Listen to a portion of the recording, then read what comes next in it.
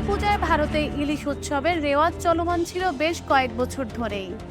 প্রতি বছর বর্ষা মৌসুমে পদ্মার ইলিশের জন্য মুখিয়ে থাকত পশ্চিমবঙ্গের মানুষ।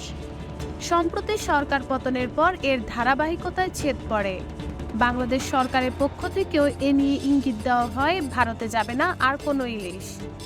এছাড়াও ইলিশ পাঠানোর আবদার করে বাংলাদেশকে যে চিঠি দিয়েছে কলকাতা, সেটিরও কোনো জবাব দেওয়া হয়নি। এ অবস্থায় আসন্ন দুর্গাপূজায় বাংলাদেশের ইলিশ নিয়ে হতাশ পশ্চিমবঙ্গের রাজধানী কলকাতার ব্যবসায়ীরা। কলকাতার সংবাদ মাধ্যমে বলা হয়, হাসিনা সরকারের পতনের পর বাংলাদেশের রাজনৈতিক আবহাওয়ায় পরিবর্তন এসেছে।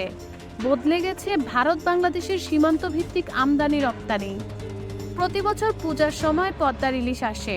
দেশের মানুষ ইলিশ খেতে না পারলেও বাংলাদেশ থেকে উপহার হিসেবে কয়েকশো টন ইলিশ যেত ভারতে।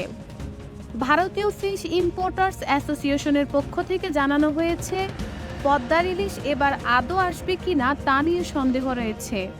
ফলে পদ্মার ইলিশ পাতে নেওয়ার সুযোগ নাও হতে পারে ভেবে হতাশ কলকাতার বাসিন্দারা।